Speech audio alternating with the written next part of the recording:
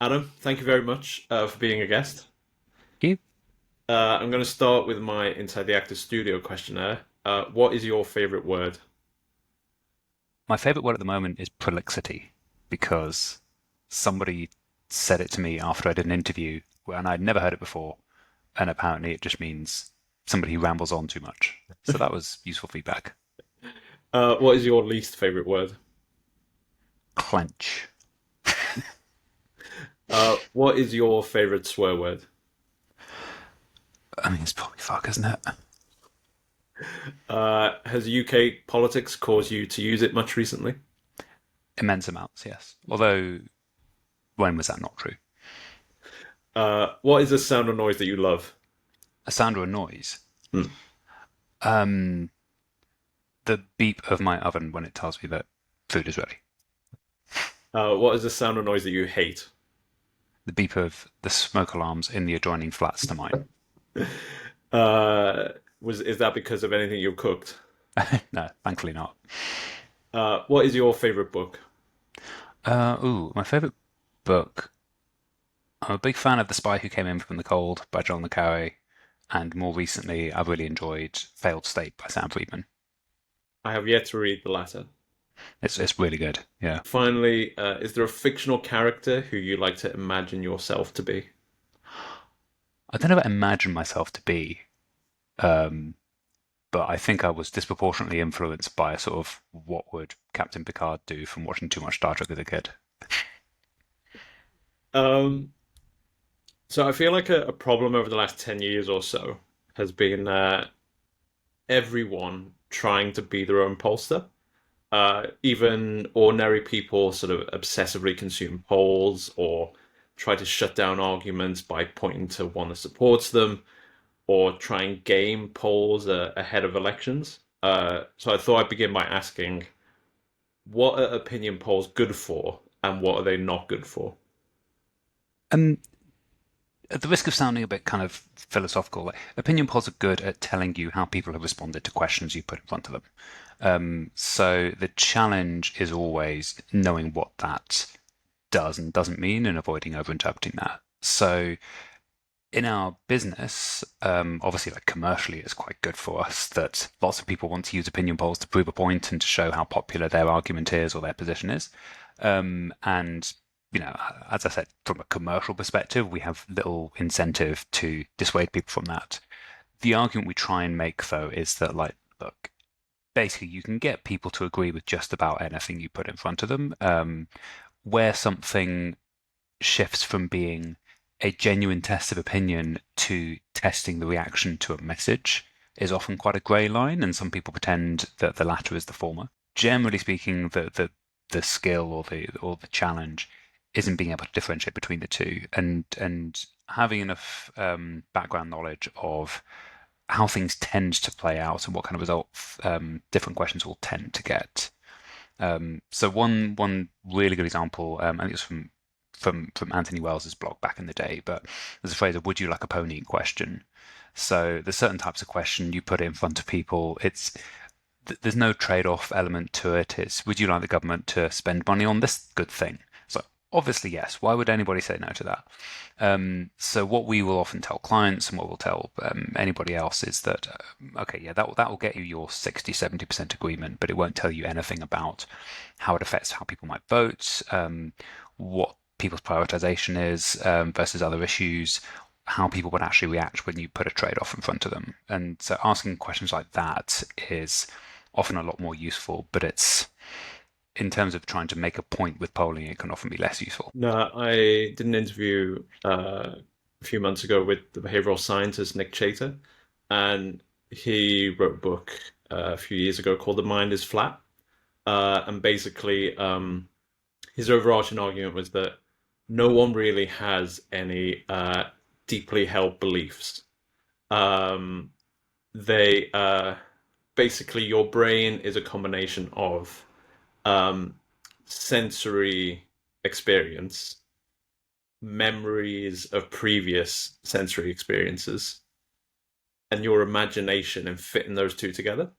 Um, and so often, what sort of keeps people, say, in a consistent belief is there memory of holding that belief previously?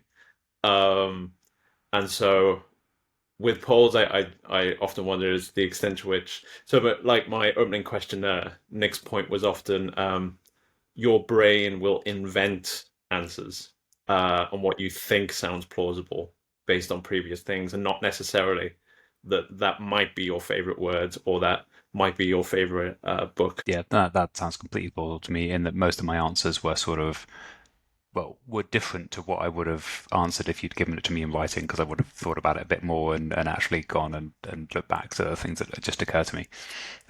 Which again, just to sort of drag the conversation back to polling, people spend about 5 seconds on any individual polling question. So almost any answer you get or any set of data you get is based on, okay, well, this is 5 or 6 seconds worth of consideration for it. In some cases, we are drawing on information that is more deeply held, like, you know, views of the prime minister or something. If you put a policy question in front of people and they've never really thought about that issue before, then the amount of weight that your wording is carrying is enormous, and the amount of weight you can put on those results is very little. I was really interested in something you put on Blue Sky the other week about why MRPC projections are seen as more trustworthy than other polls. Yeah, this is kind of a well, this is one of those things that sort of feels plausible. I have no idea if it's true or not, but it's my impression of it, which was that the way that MRP kind of got introduced to the UK political scene was in the 2017 election. As it happens, I was on a podcast, I think just when that projection had come out, with former colleague and current friend Chris Curtis, who was having to sort of explain from the YouGov perspective what that was.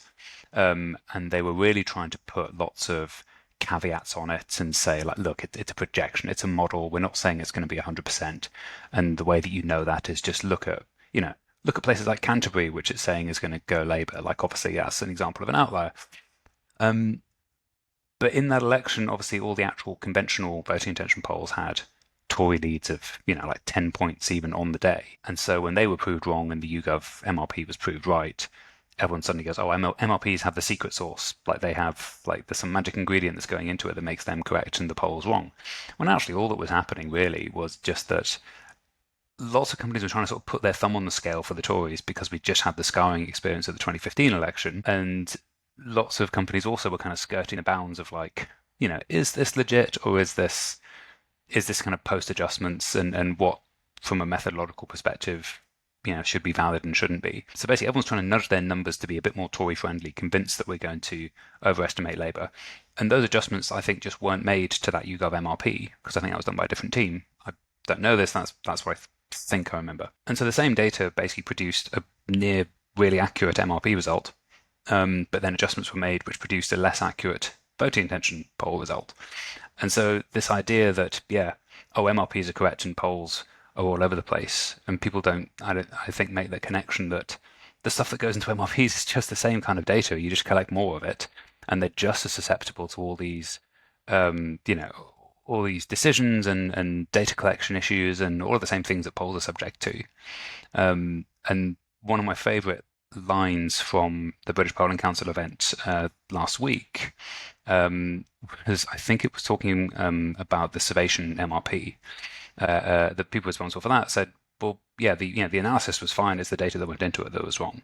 And if the data that goes into it is wrong, there's only so much you can fix with analysis. And it sounded like faint praise, but I think it was quite legit in that, the work that Chris Hanreddy was doing with that data was, I'm sure, above board and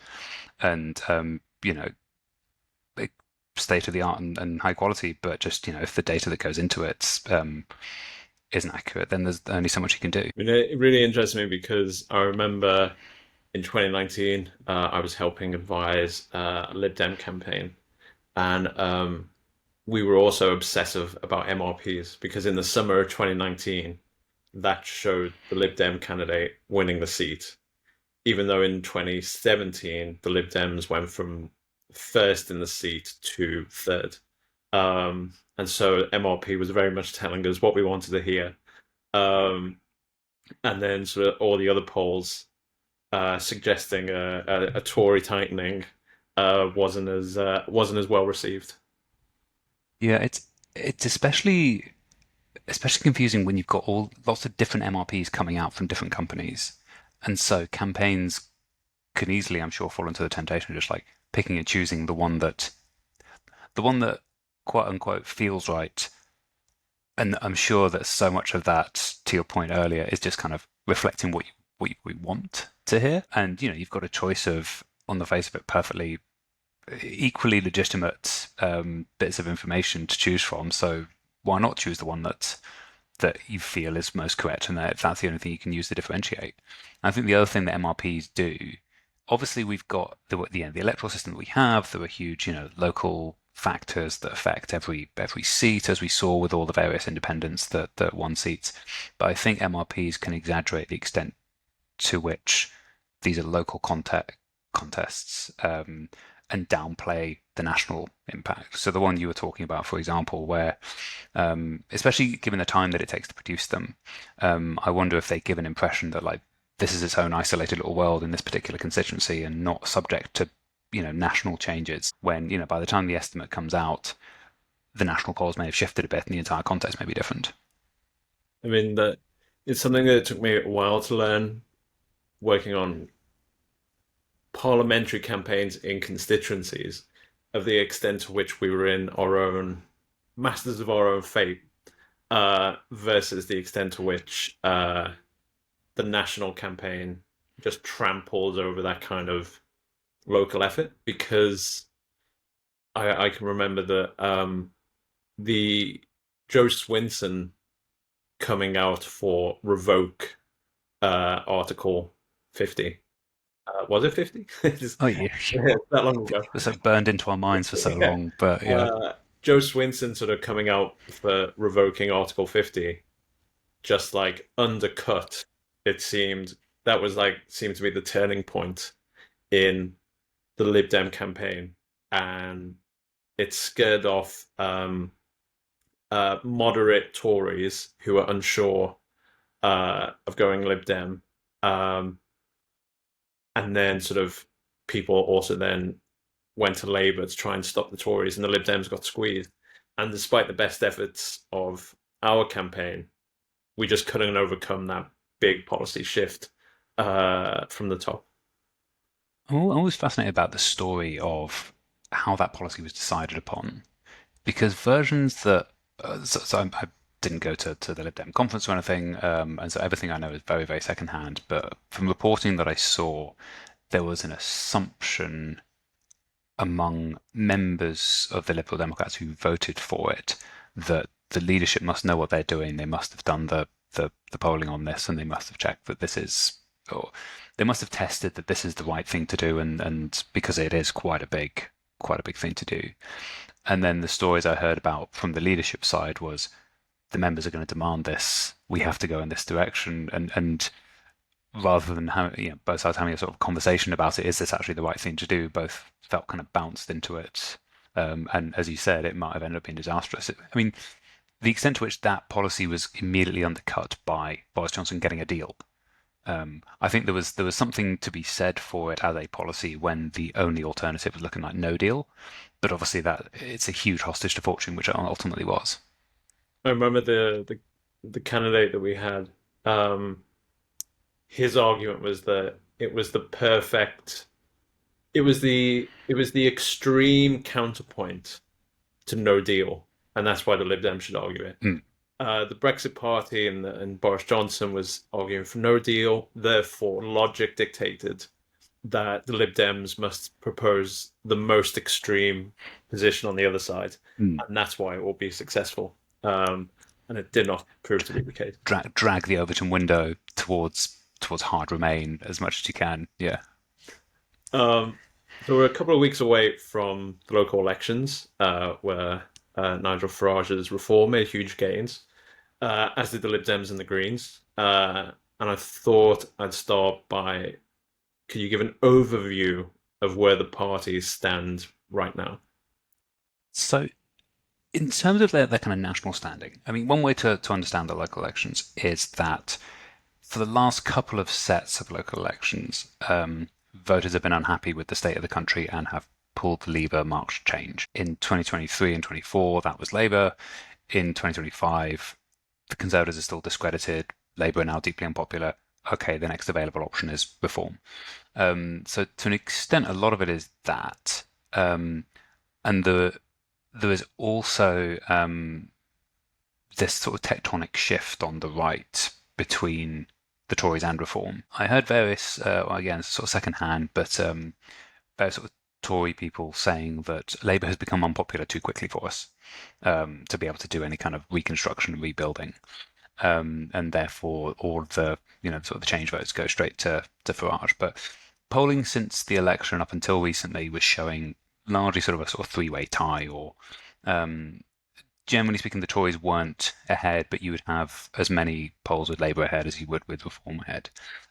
Since then, I think there's been a bit more consolidation on the right. So Reform are now typically just ahead in most polls.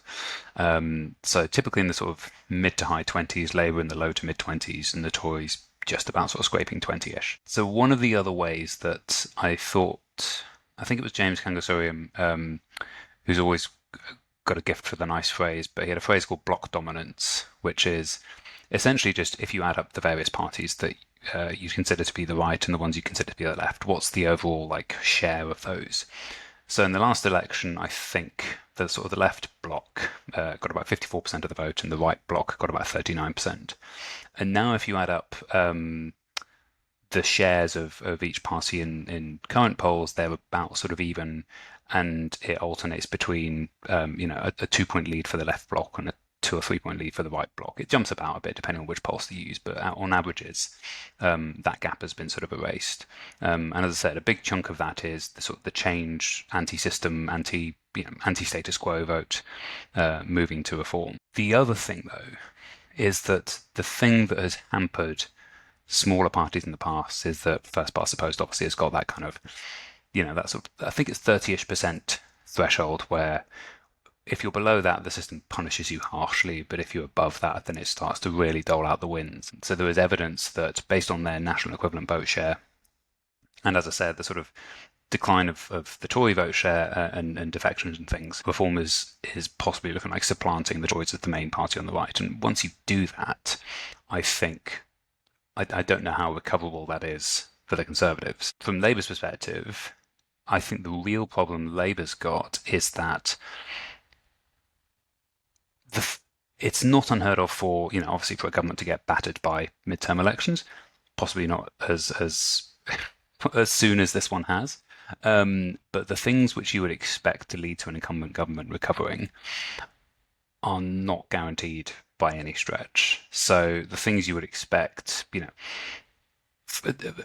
a Labour recovery by 2029 would be conditional on the economy improving, public services improving, noticeable improvements, and people just thinking the country is less crap than it currently feels and has done for several years. It is not clear that the things Labour is doing are necessarily going to lead to that or lead to that in time. So I'd say that's probably the biggest risk for them. What they're really banking on is making 2029 a Farage versus Starmer contest or Labour versus Reform contest. There is some evidence that that might work in terms of, really sort of scaring the left half of the country into that. But I worry that from Labour's perspective, I worry that really kind of underestimates the extent to which their sort of left-wing defectors feel that Labour has given them nothing to vote for, especially in terms of what they're emphasising, things like disability cuts, winter fuel, and then more recently, a quite harsh-sounding immigration crackdown. That it does feel like they're very much like playing on Reform's turf, and I'm not sure how wise that is. I mean, something that's fascinated me over the last week or so is kind of as you said, feel like from July to maybe February, uh, the government had a theory of political success, which was take tough decisions immediately that will be unpopular for a certain amount of time, but by 2028, 29 will lead to improved finances, improved public services, and we'll reap the benefits of that come the election. To me, over the last couple of weeks, that seems to have been ditched for um, let's do things that are maybe immediately popular, even if they curb economic growth and improve services in the medium to long run, uh, but will improve our position in the polls right now. And that seems to have been the impetus behind the immigration curbs and everything like that. And the government's very much like I saw the joke on Blue Sky was the damage of immigration is incalculable because the government statistics don't add up to the figures that the government wants. Um, of like the curbs will impact economic growth, which will impact the public finances, which will then impact public services. Therefore, what exactly is the strategy of the government aside from a potential poll lead now 4 years away from an election? Yeah, I think one of the things that has really just become clear is that it's a lot easier to say that your number one priority is growth than to actually have growth as your number one priority. Because to an extent, it felt like this Labour government was trying to run the sort of Tories 2010 to 15 playbook. Oh, look at the state of what we've inherited. Look how dreadful it is. We've got to make some really tough decisions about that, and we've got to grin and bear it. And but it'll bear fruit. And you could really sort of see that with how sort of dour, Keir Starmer's was it speech in the Downing Street Garden and everything Rachel Reeves was saying, and even though the budget raise billions in tax and increase spending on public services, like that's sort of what people voted for Labour for. But the overall kind of mood music and everything they chose to prioritise, like I said, things like the winter fuel cut, which from a policy perspective, there's things to recommend it. I mean, it doesn't make sense to have to be spending precious taxpayers' money on the richest generation in history if you phrase it like that. But obviously, with anything that's like that, you are going to have incredibly sympathetic cases. You're also going to rub up against people's sort of overall sense of fairness, and the choice to emphasise that as a demonstration of fiscal toughness was just people would expect that from George Osborne. People didn't elect Labour in 2024 to be George Osborne. They elected Labour to. I mean, okay, the manifesto was one word change, but like people traditionally sort of elect a Labour government to fix public services and make the country work for the worse off. And even though from a policy perspective, I said you could say it's a mixed bag, and there are lots of good things the government is doing from that perspective, but the overall sort of tone and narrative and story is very much just things are terrible and we have to make them worse. Um, on the tough decisions point as well, you could argue that actually, again, talking about your sort of theory of the theory of the case that they had, why is it that why is one of those tough decisions in the interest of growth not okay, but we won't restrict immigration in ways that the economy would suffer from? Because you already have various projected cuts in net migration, the Hong Kong wave, the Ukraine wave, the post-COVID bold, like it's already projected to shrink by quite a bit. And the most visible and anger-inducing side of immigration is the small boats part, which is largely sort of separate from, things like the care visa. So it does seem like the unpopular decisions that have been chosen, I I agree with that. I don't see how that tallies with growth being the top priority. And as I said, the most sort of concerning thing from a Labour perspective is, okay, but if you're trying to reassure us that there is a longer term plan, what is the longer term plan? I mean, I've always found that a problem I've had with the government since the start is that they don't seem to be very good at prioritization. So initially in the summer that they came in, it was need to take tough decisions, but they were all very minor, tough decisions that they spent a lot of political capital on, um, and then would argue. So in the case of winter fuel, they would argue it's absolutely necessary for the state of the public finances. However, if everyone who's eligible claims pension credit, Yeah, it won't make a difference. And I think someone pointed out that if everyone who is entitled to pension credit claimed it, it would be a net cost. Yeah. yeah. And then also the inheritance tax on farmers. The argument was, well, if you sign over your farm to your kids, so over many years, you won't have to pay it. So what are you all worrying about? Which then obviously it makes you think, well, why are you wasting so much political Yeah. capital on this? And I feel like that struggle with prioritization has continued to now, but has gotten even worse in the kind of as you just alluded to. Why is it okay to be unpopular over one decision and not another? Mm. Yeah. Um, so you've got that one train of thought, and then the other train of thought is we need to do things that are popular now, and opinion polls say they're popular. Therefore, that justifies what we're doing. So there was the Labour MP who got monstered on social media for saying it's okay if universities go bust.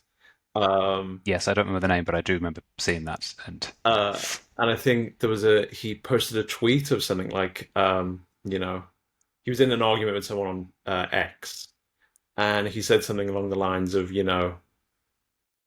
trans rights aren't politically popular, so why should we be wasting our effort on this? And so then it sort of comes a case of you can't both argue it's okay to be unpopular because we'll benefit in the long run, but also we need to do things now that the polls tells us are politically popular, but also piss off our core voters. And so yeah, Labour's gotten themselves into this weird position of like uh, it's sort of a maelstrom. They keep contradicting each other and they can't get out of this jam. I think some. So the best analysis of it that I've seen is the idea that basically there was a lack of overall project sort of direction, and therefore, in the absence of that, people deflect to okay, but we therefore need to just win the next election, and what's the best indicator of whether we're going to win? Oh, at the moment it's polls, which, and again, like as somebody who has a commercial interest in people paying attention to polls, I feel safe in saying that's bad. You shouldn't do that. But the there's an impression I think also that gets formed that that the reflexive response is always hippie punching. That the correct and perfectly justified view that yes, look, being exclusively beholden to what our membership and what left-wing activists think about issues takes us away from where the median voter is, because the median voter is not a political activist and doesn't have strong political views. Yeah, that's a perfectly normal and sensible thing to think and do. But I think sometimes, and again, this is an impression. I have no insight into what the actual decision process is, but it does sometimes feel like that's that substitutes itself for actual analysis. That okay, well, if we're annoying these guys, then that must be the right thing to do, because that will, having a visible fight with the left will demonstrate to centrist voters and reform curious voters that that we're sort of on their side. There's some bits on that which are just a little bit kind of infuriating in terms of things like the response to the Supreme Court decision, which, and again, I'm not an expert in that field, and I acknowledge that it's a very complicated and tricky issue, but there was the combined sort of response to that was not an acknowledgement of that. It very much seemed like relief that, okay, finally we can stop talking about this, when actually surely the yeah, the more in keeping with Labour's principles response you would think would be an acknowledgement that okay, well this has made things more complicated in terms of the wording of the Equality Act and the implications for businesses and organisations and people across the UK. Therefore, there needs to be some sort of a like policy adjustment, possibly looking at the implications of the Equality Act, as opposed to just taking it and running with it and going, okay, now we have this, and bringing in the guidance coming out that sounds almost kind of southern US flavored. So sometimes I do worry there's that kind of like, was it tactic substituting itself for strategy there. But I do think, yeah, that the bigger problem is that, yes, that in theory, growth is the priority, but it doesn't seem to be in reality. My other impression was that I think there was a lot of talk before the election about the kind of stability dividend, and I think lots of Labour people really internalised that the Truss experience and the Tories chopping and changing policy direction and prime ministers and all that stuff, created the kind of moron premium and this chaos premium that the country was being forced to pay, and that just by getting rid of that, there would be this significant, dividend in terms of, I don't know, lower borrowing costs or higher investment, something like that. And I think that there was some of that, but it was nowhere near the size that they expected, and it was nowhere near enough to kind of cover the contradictions in tax and spending promises. And so they were a little bit kind of caught out by that. And then they were also, I think, justifiably caught out by, I mean, the black hole is it's a line, but I think there was legitimate, genuine shock that, oh, it's somehow even worse than we expected. And obviously, in the lead up to the election, it was neither in Labour nor the Tories' interest to talk about how bad the fiscal situation was, because obviously one side doesn't want to be forced to answer questions about, okay, how are you going to fix it? And the other side doesn't want to admit to having a record that has left it like that.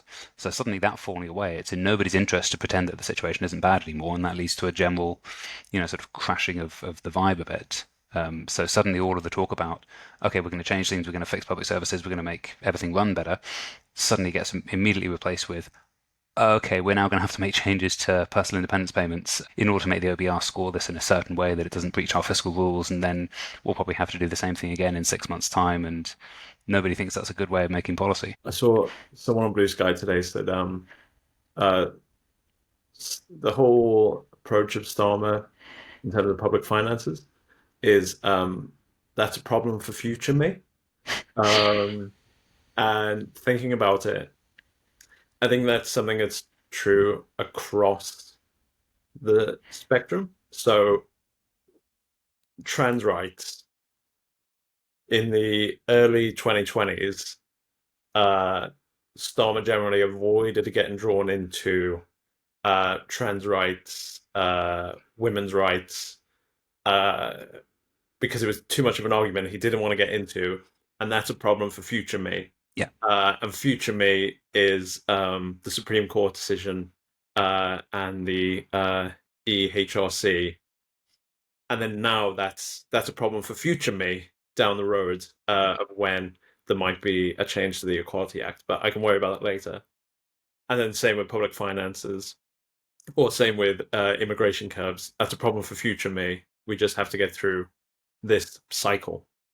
I will say to defend the immigration approach slightly.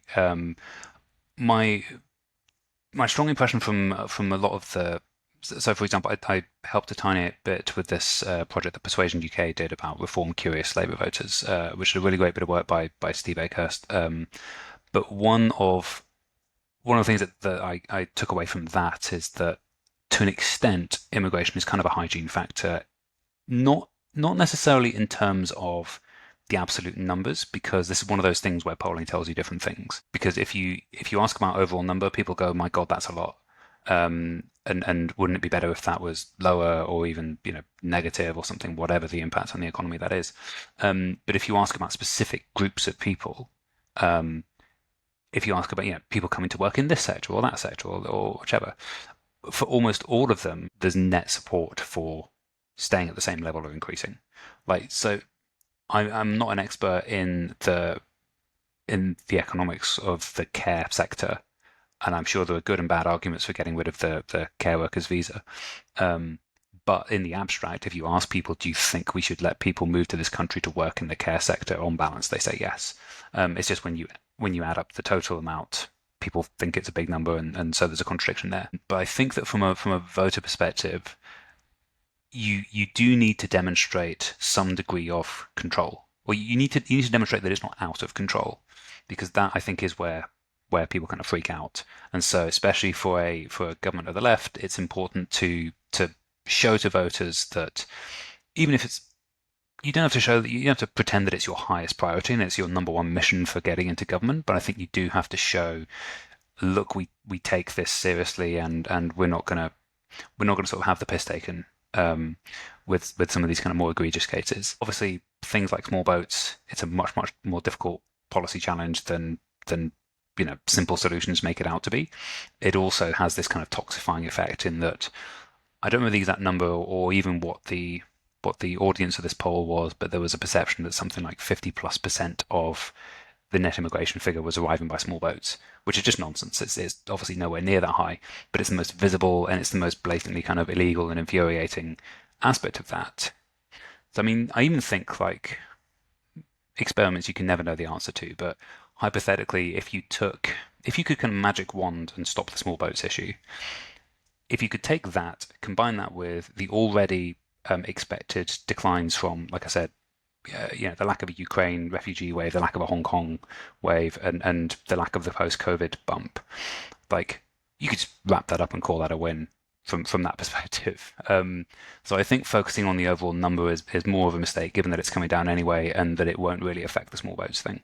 But I do think it is sensible for a government to try and demonstrate control of that. I just think that, as always, I think they kind of lean in a bit too far on some of the rhetoric to compensate for perceived brand weaknesses, and I think that does end up amping up the salience for parties for whom that is their reason to be. I mean, I've always been really interested in Sundar Katwala's work, Hmm.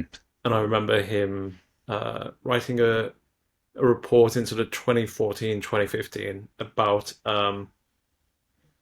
when people say they're concerned about immigration, what they're really concerned about is integration. And actually, if a government focuses on integration, that will undercut some of the hostility towards, say, the numbers. Immigration is such a challenge because so there is a big kind of disconnect between the reality and the perception.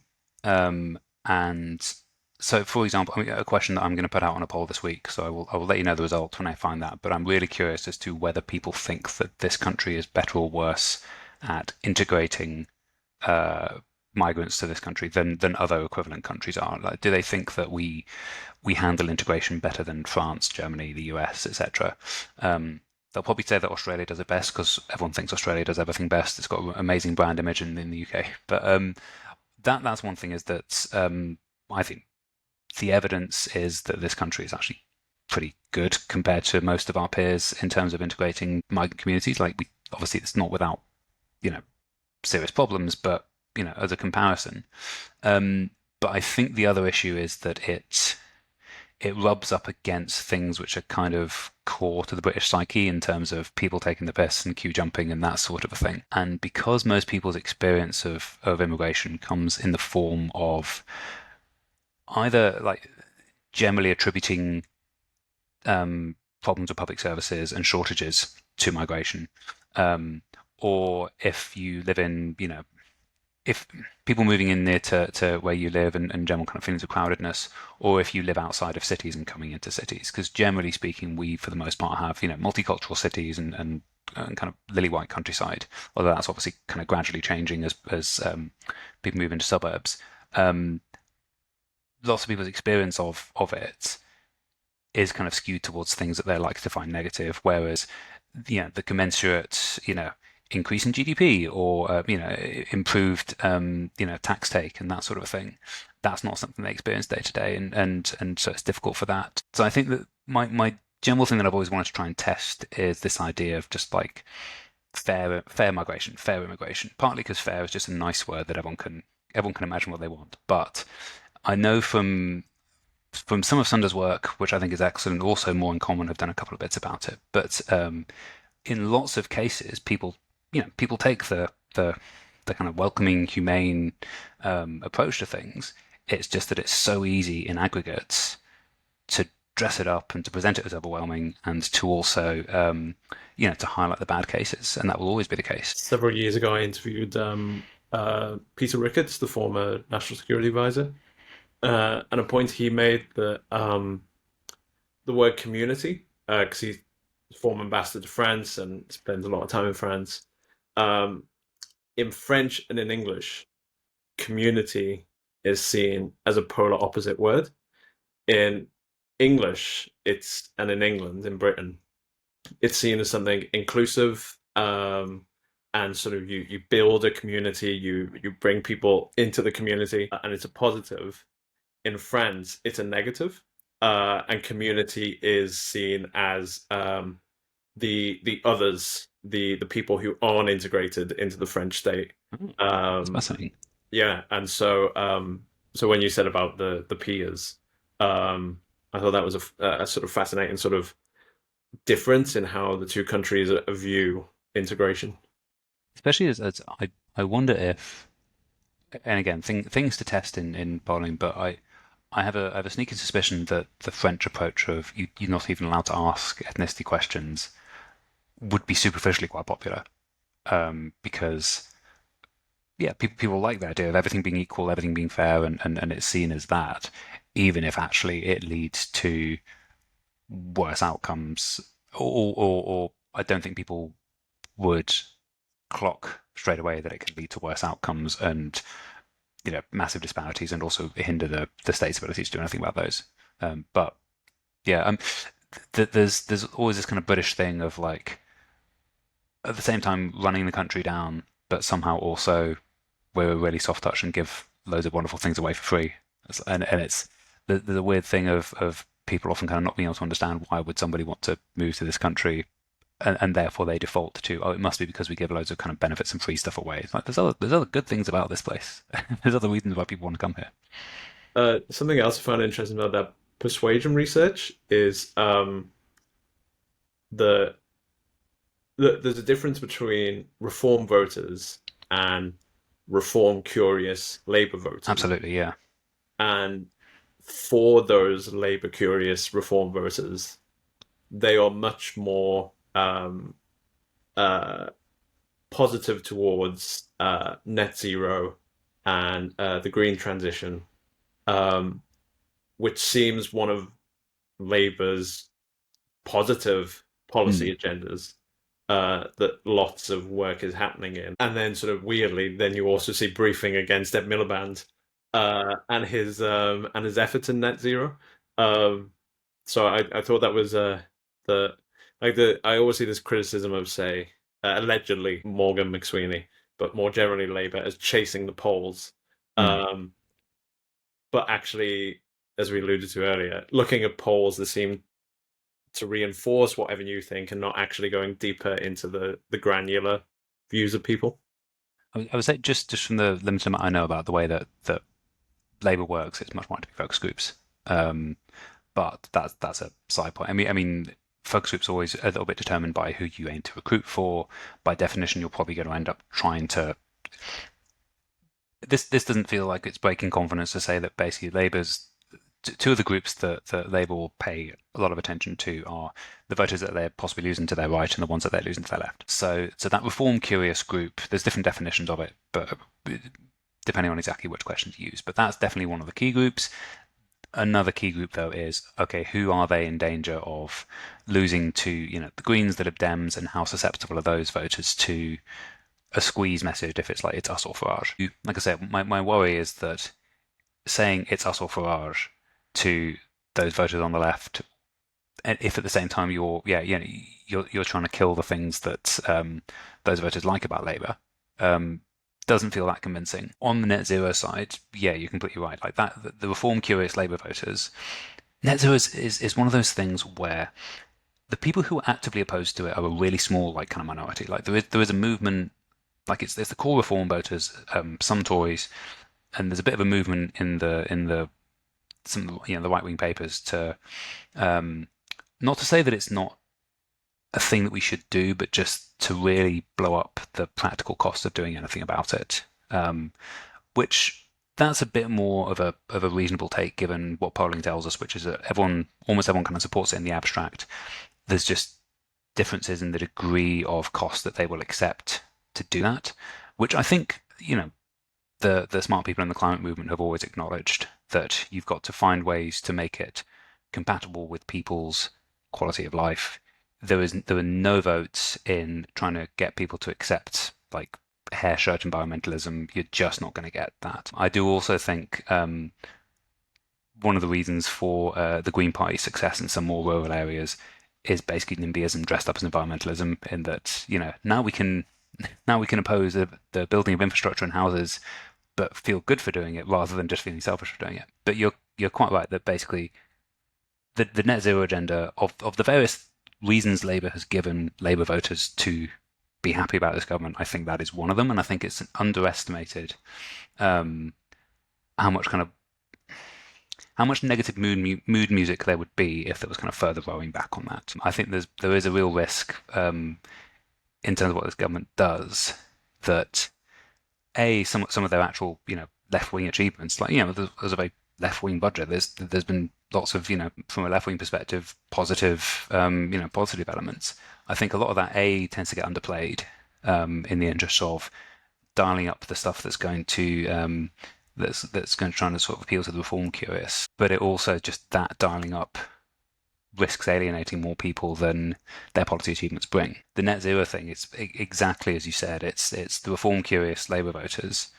There's a real risk of mistaking the most prominent reform voices for people who are choosing to vote reform, but who might be tempted back to Labour. And Nezo is a prime example of that. Like they're not Richard Tice. They're not let's ban all solar farms. They're like that. That's a very fringe view. It will be fascinating to see how that actually evolves in Lincolnshire. If there's a bit of a backlash to that, but it's such a kind of fringe thing, and it misses the actual reasons why Labour voters, some of them, have moved to reform. Moving beyond, several months ago, I interviewed Carl Cashman, who is the leader of the Lib Dems on Liverpool Council, and he's the official leader of the opposition on the council. And so I was really interested to speak to him because I sort of felt he does what Ed Davey hopes to do nationally, which is sort of be the official opposition to Labour. And a point he made was he understands attracting more Tory voters to the Lib Dems and unseating the Tories in the South, but also he doesn't want the Lib Dems to lose the centre-left aspect. So I'm curious about to what extent does polling suggest that that's feasible, or if there's going to need to be a choice. So one of the more interesting bits of it, it's really annoying. I can't remember the name of the man that wrote it. But one of the more interesting bits of analysis I read recently, I will send you the link when I find it afterwards. There's a really nice little graphic that said what people think Tory to Lib Dem switches are, and it's a picture of a sort of nice young professional couple with EU flag berets and actually what they really are. And there's a picture of a middle-aged couple sitting on their sofa looking in despair at their phones. So there's a perception that the centre-right voters of the Lib Dems have won are people angry about Brexit and the social conservatism that the Tories have leaned towards, and that therefore, like Kemi Badenoch's very online right approach is not going to win them back. And I don't think it will win them back, but for not that reason. I think lots of the Tory voters have shifted to the Lib Dems. Partly it is, again, it's the pull whatever lever you need to that's marked change. And in that case, it was the Lib Dems. But I think generally the impression I got from a lot of the polling of that group is that it's just the general kind of frustration with the state of things. It's not necessarily, thinking things are going in too socially liberal or conservative a direction. It is frustration with, the trains, parking, the state of infrastructure, lots of that kind of stuff. I think there's also one of the things I think generally we need to kind of profile this type of voter a bit better, but there was a swath of people who basically would always vote for the Conservatives because they seemed like the grown-ups who knew what they were doing. Of the current crop of options available to them, it is hard necessarily to see who they would pick.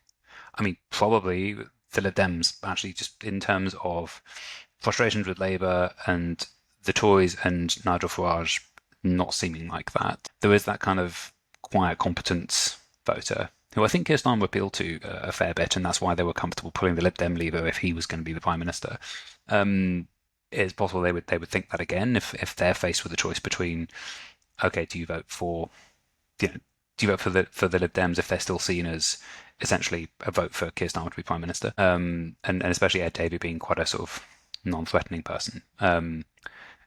In terms of not seeming like a lunatic, I don't mean to like denigrate Ed Davey particularly, but yeah, it's hard to see otherwise how that group is being served. And in terms of how social liberalism or conservatism comes into it, that does seem secondary to the actual kind of state of the country and yeah, public services, the economy, etc. I also feel that the Lib Dems are unfairly asked that question of choosing centre left or centre right that isn't necessarily ever applied to Labour or the Tories or Reform. Like, or they can be Mm. like ideologically incoherent, whereas the Lib Dems, I feel, are always asked to like choose one or the other. Yeah, I think this is the psychological impact of reform breaking through that 30%.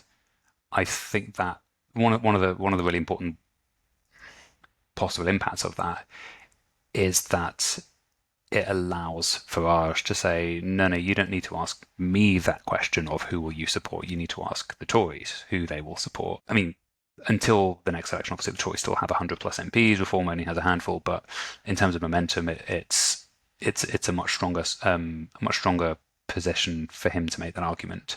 Although you could argue with the Lib Dems, yes, it does seem a little bit unfair, but arguably in 2024 they did choose, and it was clear from almost the 2019 election onward that they had chosen, and that a vote for the Lib Dems was a vote for the Lib Dems for the most part, given where they were targeting, was a vote for fewer Tory MPs, and by definition, therefore, to help Keir Starmer into Downing Street. So it does feel like it's a question that should generally be asked of smaller parties overall, but the Lib Dems are always in that kind of awkward middle spot in that they did have enough MPs and they had been the linchpin, in a previous hung parliament election. So they're always in that kind of spot where they're big enough to possibly have an influence and therefore need to get asked it, but they're not big enough that they can force others to row in behind them. To end on the Tories,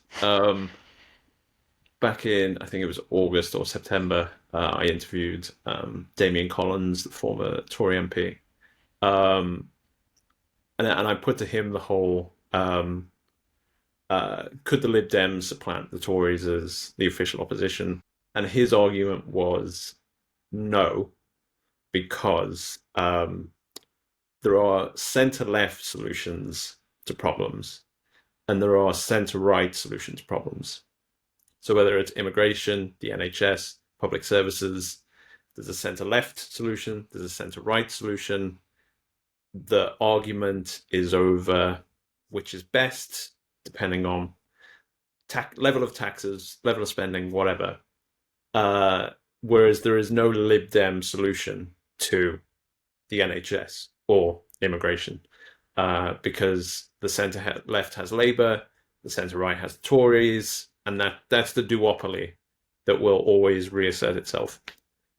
And with the momentum that reform is getting, I'm kind of curious if there's a right-wing solution to problems, there's a centre-right solution to problems, there's a centre-left solution to problems, and there's a left solution to problems.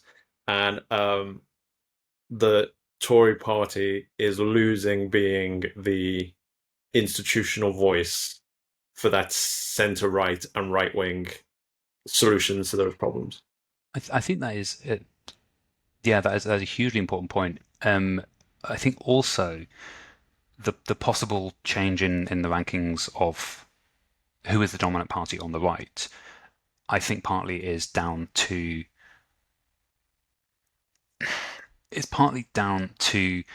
the emphasis being less on economic issues, even though cost of living is a key driver. In terms of what is the right-wing economic solution to the current, to the cost of living situation, I don't think that's that prominent. Reform basically are riding off the back of we are the strongest party on immigration, which is among people on the right one of the most important issues, and not that it's not important for people on the left, but it's more important on the right, and a general pull the lever march change rather than a coherent um, uh, strong response on cost of living. Their success, certainly on a lot of their social media stuff, and like Farage TikTok videos and stuff, is to tie everything to a population crisis. So we don't have a housing crisis; we have a population crisis. We don't have our public services aren't terrible. It's because too many people are using them. The problem with taxes is because we have to spend all this money on asylum hotels, completely ignoring the net contribution that migration makes in the aggregate. I do wonder if the space for the Tories, and again, this is one of those things where I try and avoid doing the pundit's fallacy by saying the Tories should become more like the kind of party I would consider voting for. But I do wonder if they really missed the trick when they accidentally ejected James Cleverly from the leadership contest and made it a contest between Kemi Badenoch being, the extremely online right poster candidate, and Robert Jenrick, who, to put bluntly, is trying to be sort of Farage in a snazzier suit. Like, I think they really limited themselves there, and it's fascinating that you don't really have. There's a lot to critique this Labour government on the economy from the centre right. Like, you don't just have to make it about private school fees, which in my view is just we tested a lot of stuff on private school fees. It is one of the least defensible positions from the sort of centre right perspective. There's a reason they were banging on about it so much from the Labour side, because it does really well.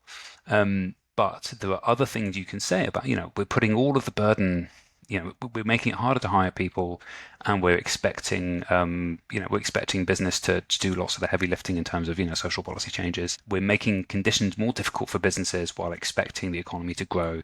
There's a legitimate centre-right counter-argument against what this government's doing on the economy. No one's really making it. And that feels like the natural space for a Tory opposition to go on. Yes, there is a huge temptation, like we have to win back the votes that Reform have got.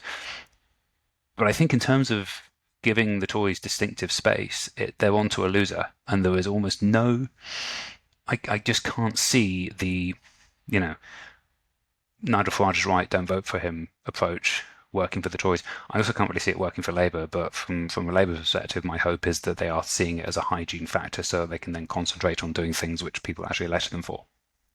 I mean, what's even crazy about Tories not doing that approach is that Kemi Badenoch has a conventional conservative as her shadow chancellor. Yeah, and we do we even test it? I can't remember. I don't think we test awareness or views of. I mean, I think generally we don't test awareness or views of the shadow cabinet, but just even among political professionals or people who are super engaged, I had to think twice. Who's the Tory shadow chancellor? Like, it is just so. Yeah, it's so invisible, and it's so. If you're a Tory strategist, the best thing you can do for your party at the moment is just delete all the social media apps from Kemi Badenoch's phone. Just do that, and then come up with a conventional centre-right critique of the government on the economy, and then go from there. So my last question was going to be, do you feel that there's anything that politicians or commentators are missing in the polling data? I think, actually, to tie this back to your first question, or one of the first questions, one of my general bugbears is what I think Gabriel Milan's got a really good term for it, called lobbyification, where everything is seen through the lens of, okay, but what does this mean for the horse race? What does this mean for the polls?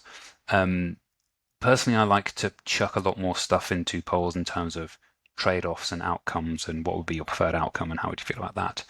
I think one of the things that people are missing in terms of current polling, for Labour, I think it's the damage to competence. The Tories, when they were unpopular, would still always win on the, okay, they're doing unpopular things, but they're the ones who know what they're doing. And I think Labour has sort of risked kind of squandering that. But I do think there needs to be much more attention paid in terms of what people's desired outcomes are.